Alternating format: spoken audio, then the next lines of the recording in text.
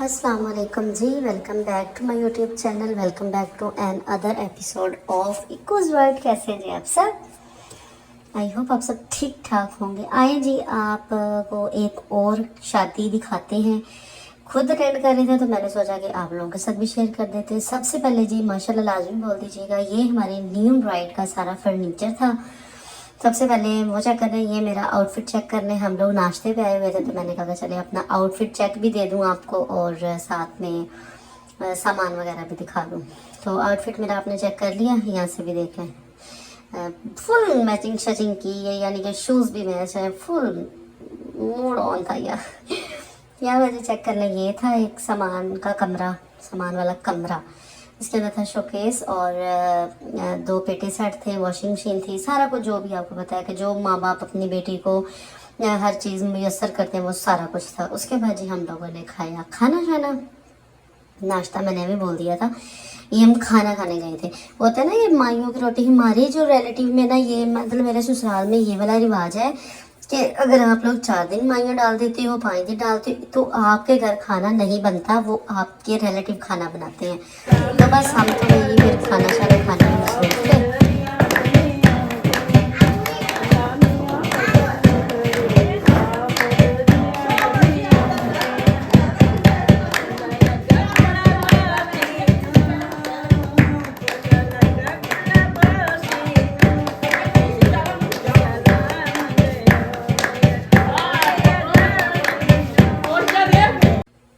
तो उसमें थोड़ी सी मैंने कहा आप लोग टप्पे शप्पे सुन लें, फिर उसके बाद वही सब्र करते हैं।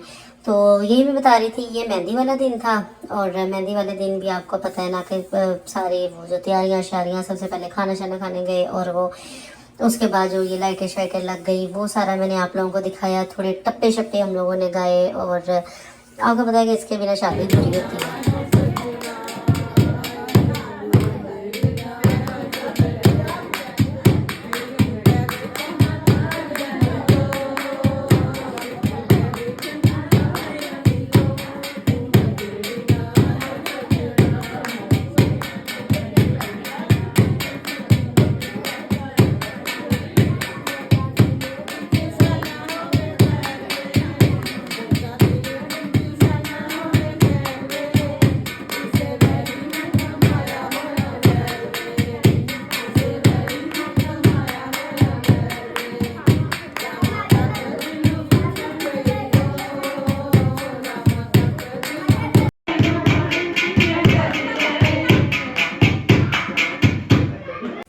ये मेरे पास थोड़े से क्लिप्स थे जहाँ पे हम लोग मेहंदी लगवाने गए थे और मैंने कहा कि चले ये भी आप लोगों के साथ शेयर कर देती हूँ।